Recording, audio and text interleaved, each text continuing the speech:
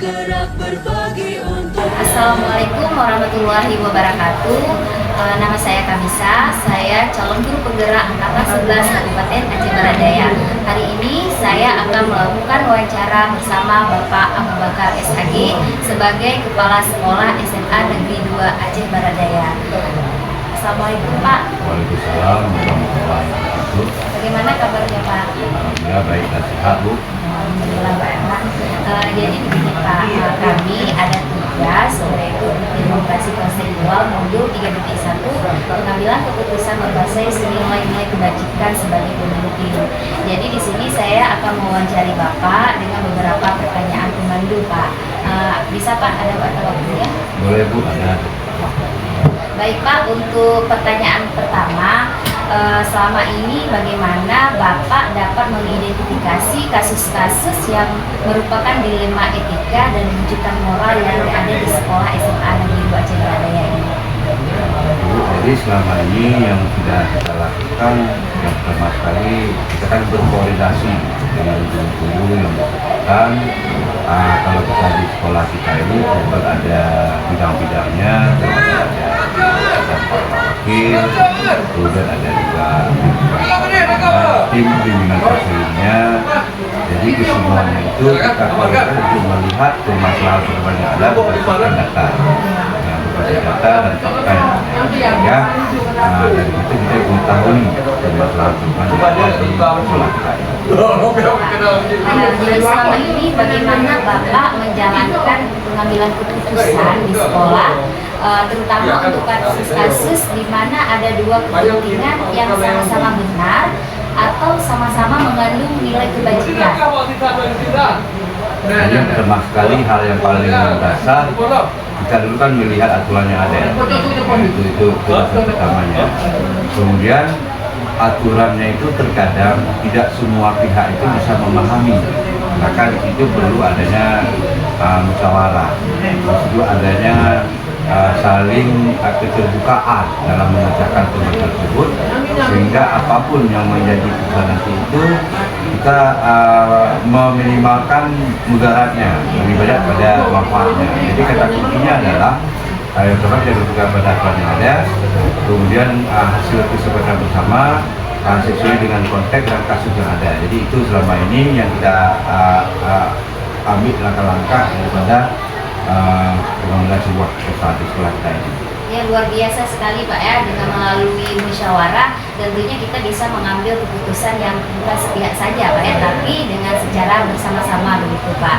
Kemudian untuk langkah-langkah atau prosedur seperti apa yang biasanya Bapak lakukan selama ini? Jadi selama ini setelah kita melihat permasalahan yang ada, berdasarkan data yang ada, kita kan memetakan apa masalahnya, kemudian apa penyebabnya, kemudian langkah apa yang harus kita lakukan. Jadi permasalahannya itu kita musyawarahkan, kita diskusikan bersama, sehingga semua langkahnya itu bisa kita tangani sesuai dengan permasalahan yang ada. Kemudian hasil keputusan akhir nanti kita ikuti sejauh keputusan yang kita ambil itu bisa menjembatani nilai-nilai baik itu etika moral ataupun bukan moralnya itu bisa kita satukan dalam sebuah kesatuan, dan apa yang menjadi hal terbaik itu bisa kita lakukan di sekolah kita ini. Bagus sekali ya Pak langkah yang sudah Bapak terapkan begitu Pak ya, dengan melibatkan seluruh warga sekolah tentu akan dapat menyelesaikan masalah ini. Kemudian Pak, hal-hal yang selama ini yang Bapak anggap efektif dalam pengambilan keputusan pada kasus-kasus dilema etika itu bagaimana Pak? Yang pertama sekali kan sebagaimana yang Bapak katakan itu tindak lanjut daripada perjalanan ketiga tadi, kita kan melakukan konferensi internal dengan guru lain. Jadi di situ keterbukaan itu merupakan hal yang paling penting, sehingga tidak ada seuzon, tidak ada namanya ada pilih kasih. Jadi kita lakukan seperti itu secara objektif, ya, bisa diterima oleh semua pihak di sekolah kita ini. Melalui pemikiran terbuka itu kita ada rahasia seperti itu Pak ya. Untuk selanjutnya hal apa saja selama ini yang merupakan tantangan dalam pengambilan keputusan dari kasus-kasus dilema etika di sekolah SMA Negeri 2 Cibaradaya ini? Kalau itu banyak Bu ya, banyak, karena apapun itu dalam sebuah lembaga tentu banyak hal-hal yang memang yang menjadi kendala-kendala yang kita hadapi. Terutama sekali tidak semua kita, baik itu mungkin dalam lingkup internal sekolah, bisa memahami tujuan daripada aturan yang ada itu. Kemudian yang kedua, kalau di lingkup yang terkait dengan eksternal di luar sekolah, karena kita kan saling berkaitan ini. Ada aturan, ada kebijakan yang ada di sekolah, mungkin pemahaman orang kan cara pandang kan berbeda. Dari sudut pandang mana dia melihat sebuah kebijakan, sebuah keputusan itu, sehingga tidak menimbulkan pemahaman yang salah. Terkadang di saat kita kurang berkomunikasi, kurang berkoordinasi, menimbulkan pemahaman yang salah. Contoh misalnya seperti ini. Contohnya di saat kita mengikuti arahan dan aturan yang ada pada proses PPDB. Jadi di PPDB itu ada aturan, misalnya tidak boleh menerima di luar zonasi, kan begitu. Sementara ada guru kita yang memang tidak tinggal di zona zonasi. Kemudian mereka itu meminta kebijakan dari kita agar family-familinya itu bisa masuk ke sekolah kita, kan seperti itu. Jadi kan itu suatu dilema. Di satu sisi dia itu seorang guru yang mengajar di SMA Negeri 2. Di sisi yang lain aturan mengatakan bahwa tidak boleh kita terima di luar donasi. Itu kan menjadi hal yang menjadi pertimbangan-pertimbangan kita. Jadi apa gunanya saya juga mengajar di sini, sementara ada satu famili 2 orang yang minta mantu ke sekolah, tidak bisa. Jadi bagaimana kita menyikapi hal itu?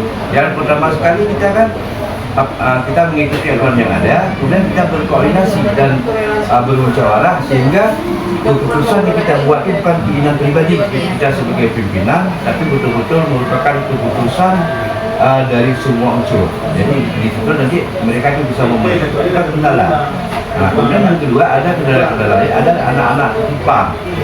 Misalnya anak pejabat lah, anak anggota dewan yang mereka kan bagaimana caranya agar anaknya itu bisa masuk ke sekolah kita. Jadi hal-hal seperti itu perlu kita buat sebuah pola ataupun aturan yang jelas, sehingga di saat kita menolak itu nanti mereka itu bisa paham dan memahami apa yang menjadi kendala yang kita hadapi.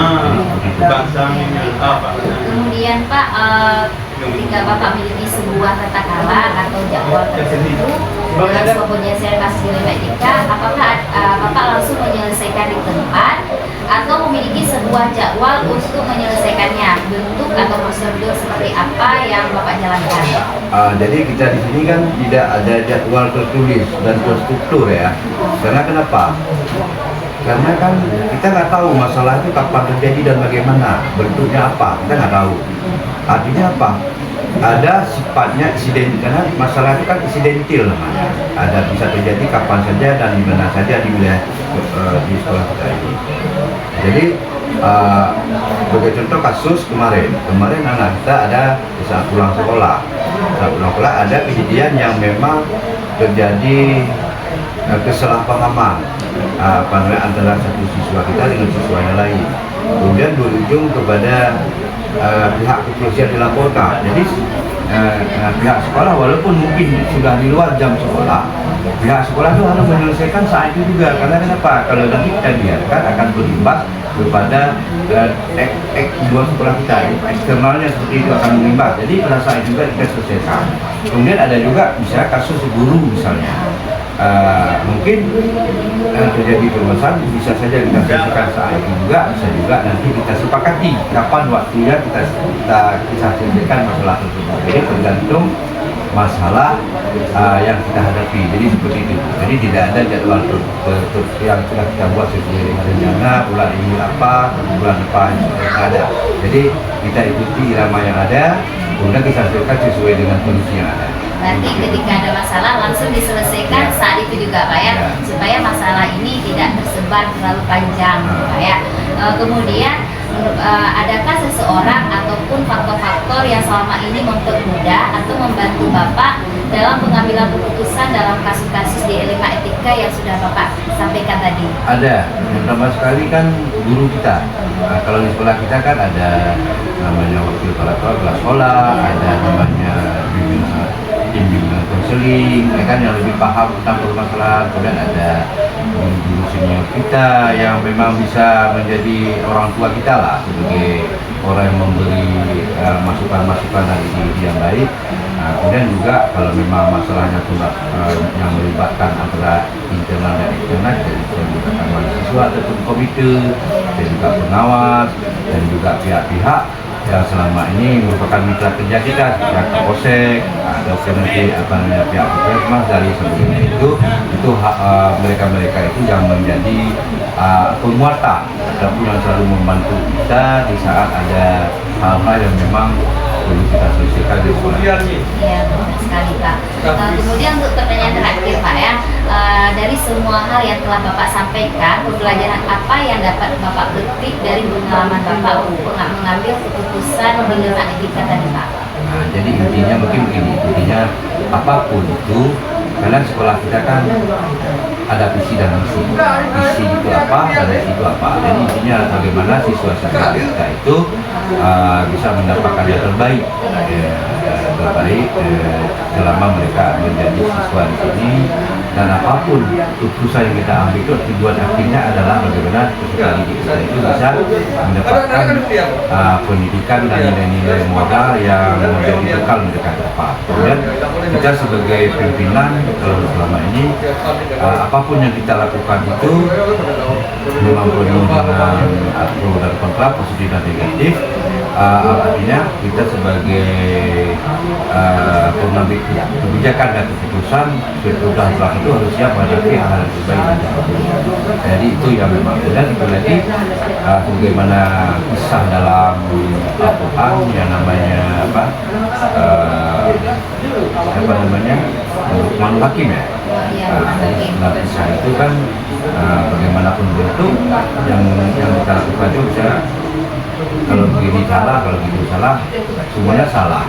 Nah, cuma kita berpegang teguh sejak apapun yang kita ambil itu, sejauh keputusan kita ambil tidak bertentangan dengan hukum agama, tidak bertentangan dengan hukum negara dan hati nurani kita, dan semua keputusan itu bermanfaat bagi pihak-pihak yang lain, terutama anak didik kita dan seluruh warga sekolah ataupun wali-wali siswa. Jadi itu yang menjadi patokan akhir dari sebuah pembelajaran yang selama ini Bapak Ya, luar biasa sekali ya Pak pengalaman ataupun pembelajaran yang bisa Bapak petik dari pengambilan keputusan LMA Etika tentunya ya selama ini. Mungkin ini bisa jadi sebagai motivasi saya Pak ya untuk kedepannya, untuk bisa melihat bagaimana Bapak menanggapi ketika ada masalah, kemudian bagaimana cara menyelesaikannya. Luar biasa sekali Pak untuk hari ini sudah meluangkan waktu untuk saya. Terima kasih.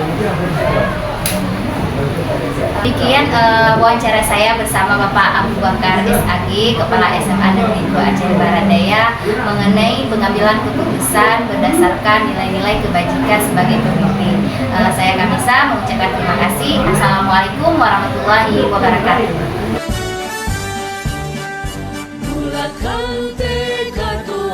Assalamualaikum warahmatullahi wabarakatuh. Saya Kamisa, calon guru penggerak Angkatan 11 Kabupaten Aceh Barat Daya. Hari ini saya sudah bersama dengan Bapak Marzuki MPD sebagai Kepala Sekolah SMA Negeri 9 Aceh Barat Daya. Baik, terima kasih. Selamat pagi Pak, apa kabar? Selamat pagi juga Bu, Alhamdulillah baik. Ibu bagaimana kabarnya? Alhamdulillah juga baik Pak. Jadi maksud dan tujuan saya datang ke Bapak hari ini adalah sebagai tugas demonstrasi konseptual modul 3.1 mengenai pengambilan keputusan berbasis nilai kebajikan sebagai pemimpin. Bapak ada waktu kan untuk saya wawancarai? Insya Allah. Iya Pak. Jadi langsung saja Pak, di sini ada beberapa pertanyaan yang akan saya jawab, yang akan saya tanyakan kepada Bapak. Yang pertama Pak, selama Bapak menjadi pemimpin pembelajaran atau kepala sekolah, bagaimana Bapak dapat mengidentifikasikan kasus-kasus yang merupakan baik itu dilema etika ataupun rujukan moral? Oke, sebelumnya terima kasih sudah hadir ke SMA 9 Aceh Barat Daya untuk kita berdiskusi tentang dilema etika dan rujukan moral. Sebelumnya saya mengucapkan selamat Ibu sudah mengikuti program guru penggerak. Semoga Allah memudahkan jalan dan lulus tepat waktu sesuai yang diharapkan. Nah, terkait dengan rujukan moral dan dilema etika, itu dua hal yang setiap saat pasti akan dialami oleh seorang pemimpin, siapapun itu. Apalagi sebagai kepala sekolah, pasti tidak akan pernah pasti akan berjumpa dengan kasus-kasus seperti itu. Nah, bagaimana kita mengidentifikasi kasus kedua hal itu, baik dilema etika atau rujukan moral? Yang pastinya tentu setiap persoalan kita identifikasi dulu, kira-kira ini persoalannya apa. Nah, kalau kita kaitkan tadi dengan rujukan moral dan dilema etika, ini arahnya kemana? Kalau seandainya dua hal itu dua-duanya benar secara moral, tetapi bertentangan dengan peraturan dan tata tertib dan norma-norma, mungkin itu masuknya ke dilema etika. Kalau ketika kita lihat ternyata di dalamnya ada benar dan salah, nah itu berarti kita itu masuknya ke rujukan moral. Nah, itu kita pahami dulu. Nah, setelah paham kita dua hal itu, baru nanti kita identifikasi ya kira-kira ini bagaimana penyelesaiannya. Kita telusuri dulu masalahnya, siapa yang terlibat dan sebagainya. Baru nanti akhirnya kita carikan solusinya. Biasanya begitu. Baik Pak, kemudian bagaimana selama ini Bapak dapat menjalankan pengambilan keputusan di sekolah Bapak, terutama untuk kasus-kasus di mana ada dua kepentingan yang sama-sama benar atau sama-sama mengandung nilai kebajikan? Iya, yang paling berat justru pada saat kita dihadapkan dengan dilema etika. Karena ketika kita berhadapan dengan dilema etika, itu karena dua hal itu dua-duanya seperti saya katakan tadi benar secara moralnya benar.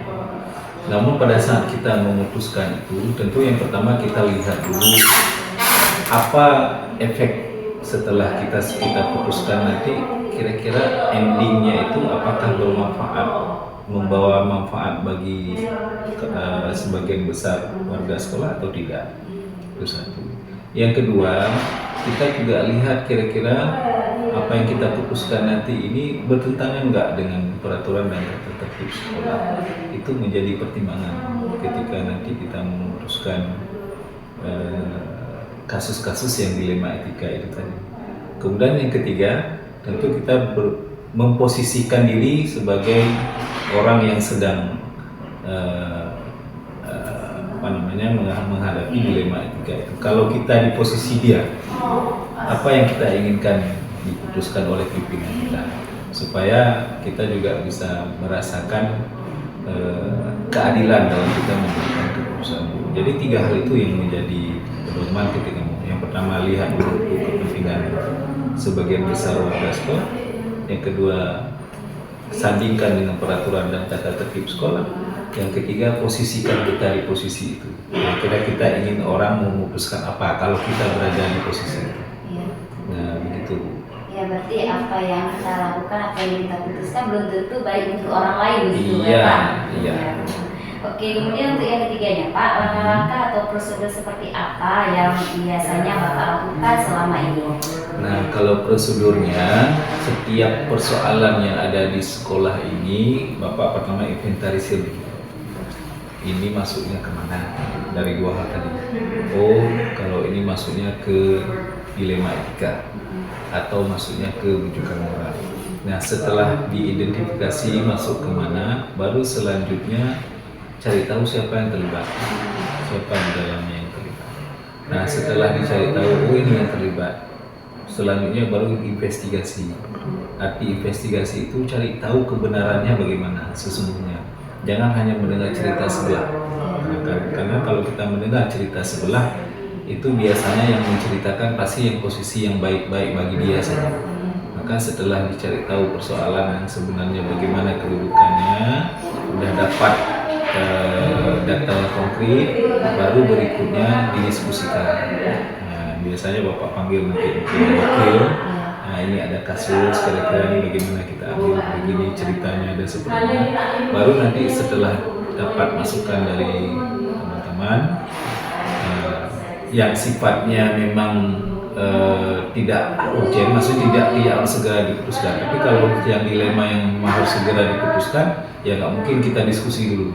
Tapi yang sifatnya bisa, maka kita diskusikan. Setelah diskusikan, baru nanti ada keputusan itu disampaikan, diambil keputusan, dan tidak lupa direfleksikan, ditinjau kembali dan direfleksikan. Itu tahapannya. Luar biasa sekali ya Pak, langkah yang sudah Bapak terapkan selama ini, bagaimana mengambil keputusan yang Bapak pertama Bapak mengidentifikasi dulu kasusnya itu, kemudian mencari solusi dengan melibatkan warga sekolah tentunya Pak ya, baru kemudian mengambil keputusan yang selanjutnya. Kemudian Pak, untuk pertanyaan selanjutnya, apa saja yang selama ini Bapak anggap efektif dalam pengambilan keputusan pada kasus-kasus dilema etika? Yang paling efektif itu sebagai bahasa seperti yang Bapak ceritakan tadi.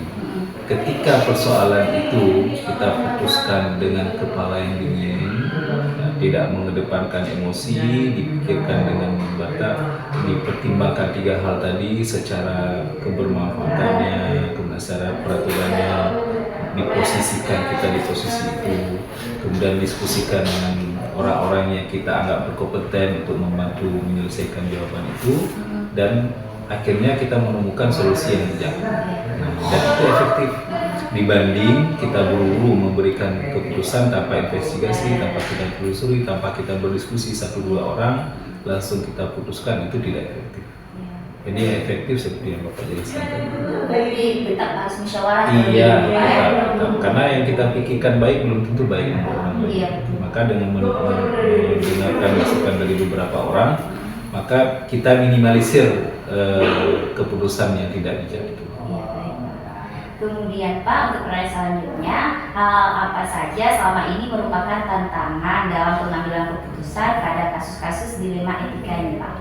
Biasanya yang paling berat itu ketika dihadapkan antara keadilan dan kasihan.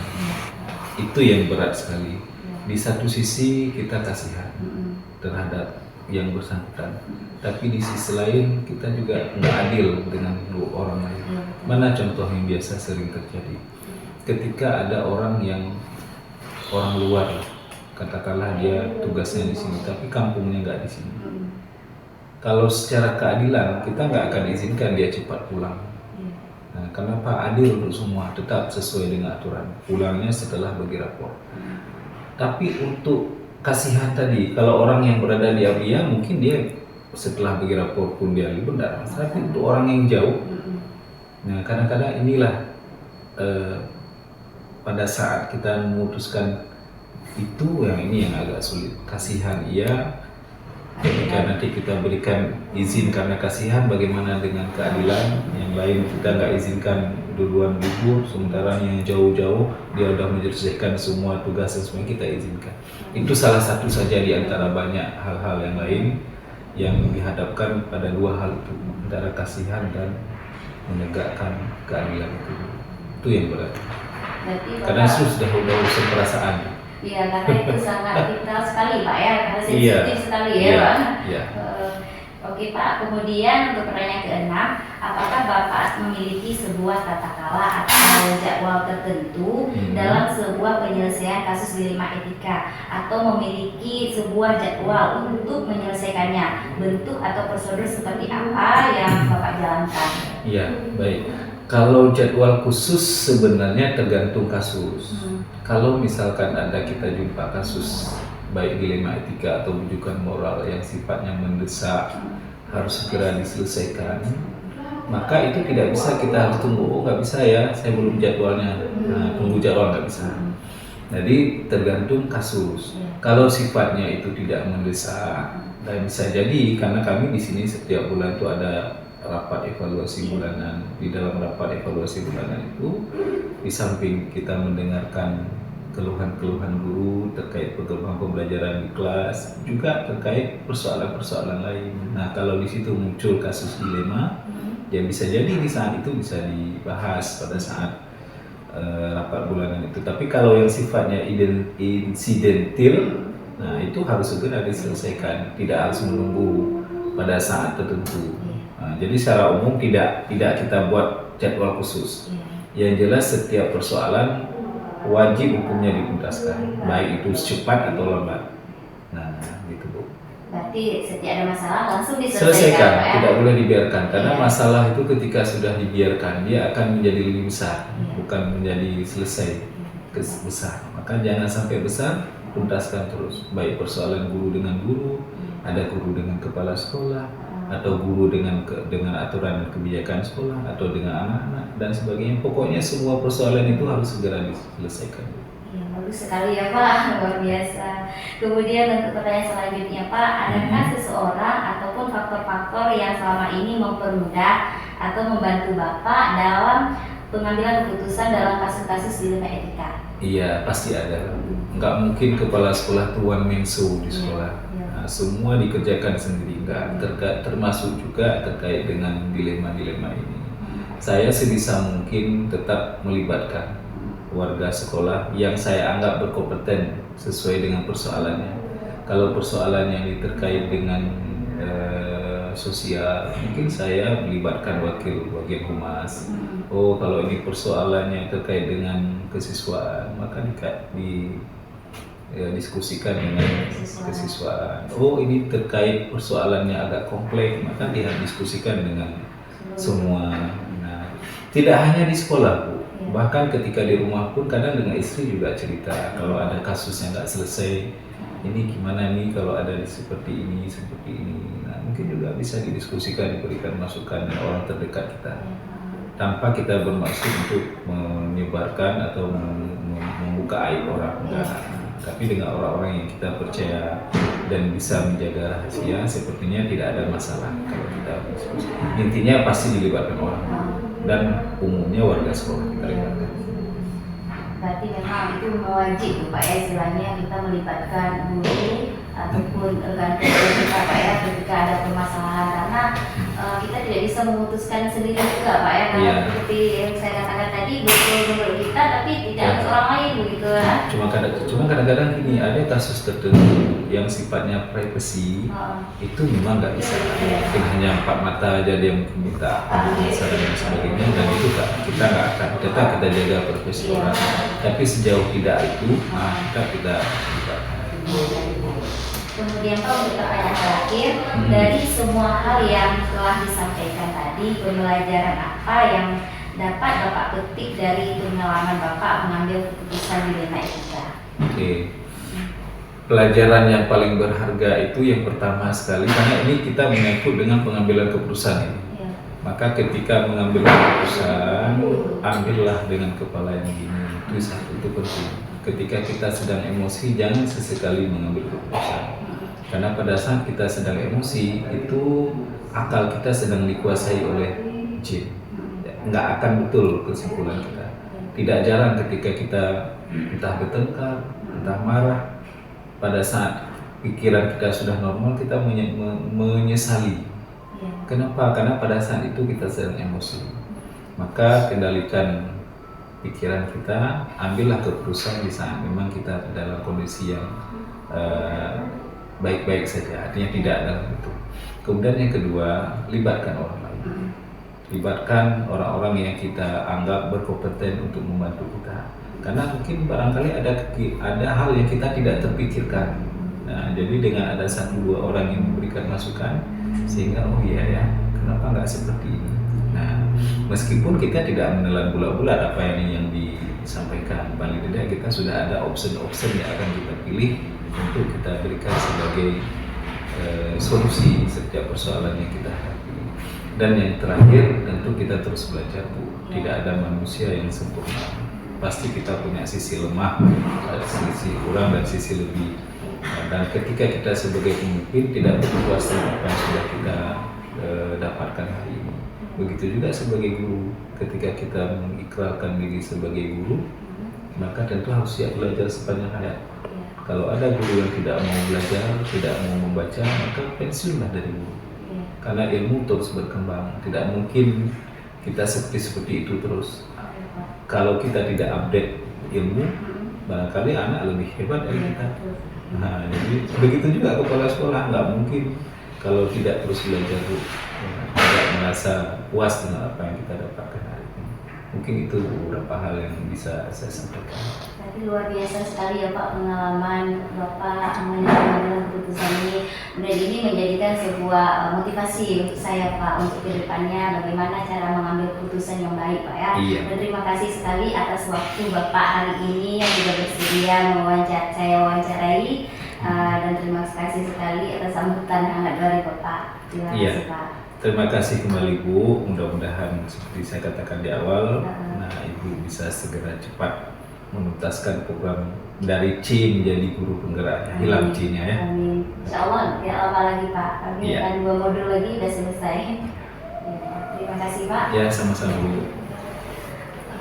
Demikian wawancara saya bersama Bapak Marzuki SPD MPD sebagai Kepala SMA Negeri 9 Aceh Barat Daya. Terima kasih, saya akhiri. Assalamualaikum warahmatullahi wabarakatuh. Waalaikumsalam warahmatullahi wabarakatuh. Negeri ini memanggilmu kawan, belajar bergerak berbagi untuk negeri, guru penggerak majukan pendidikan, guru penggerak menghamba pada murid, kreatif rancang pembelajaran, hargai potensi tingkatkan prestasi, lahirkan profil pelajar Pancasila.